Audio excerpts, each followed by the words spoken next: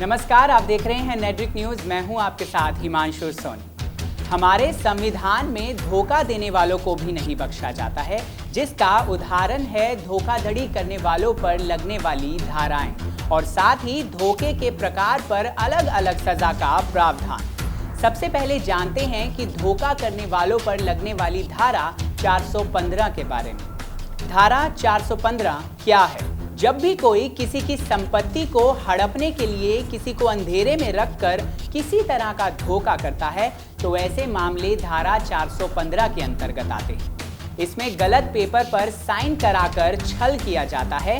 इसमें पीड़ित अपनी जानकारी के अभाव में सामने वाले के प्रभाव में आ जाता है, जिससे पीड़ित को किसी भी तरह से नुकसान पहुंच सकता है, यानी कि मानसिक रूप से, शारीरिक रूप से, संपत्ति रूप से सम्मान खोकर।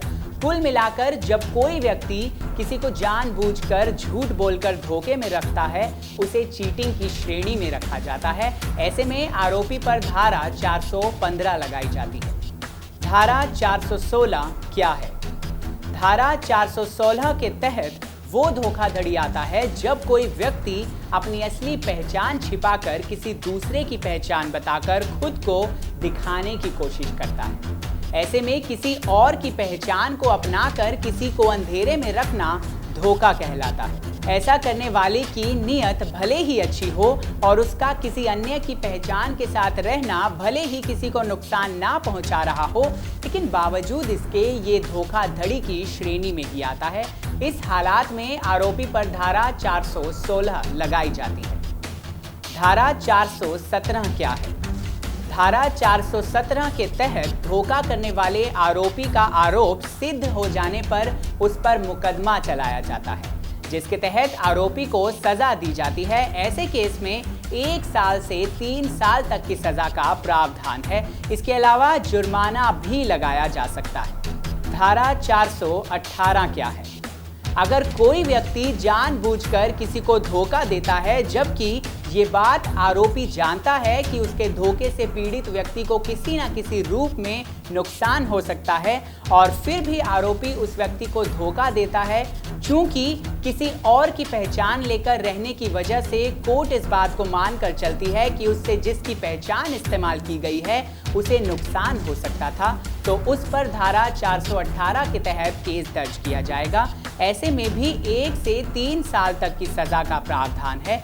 साथ ही जुर्माना भी लगाया जाता है या फिर दोनों ही हो सकता है। धारा 419 क्या है? धारा 419 के तहत किसी के द्वारा जानबूझकर दिए गए धोखे के बाद पुलिस द्वारा आरोपी पर धारा 419 के तहत मुकदमा चलाया जाता है। ऐसे मामले में अपराधी को 7 साल तक की सजा और जुर्माना लगाया जाता है। ऐसे मामले में आरोपी को जमानत दी जा सकती है। धारा 420 क्या है? जब कोई व्यक्ति जानबूझकर अपने पर्सनल बेनिफिट्स के लिए किसी के साथ धोखाधड़ी करता है, उस व्यक्ति पर धारा 420 के तहत मुकदमा चलाया जाता है। इसमें किसी भी दस्तावेज पर पीड़ित के धोखे, शारीरिक या मानसिक तौर पर प्रताड़ित करके या नकली दस्तखत लेकर संपत्ति को अपने नाम करने के मामले शामिल किए जाते हैं। ऐसे मामलों में आरोपी का अपराध साबित हो जाने पर कोर्ट आरोपी को 7 साल की सजा सुना सकती है। साथ ही जुर्माना भी लगाया जा सकता है।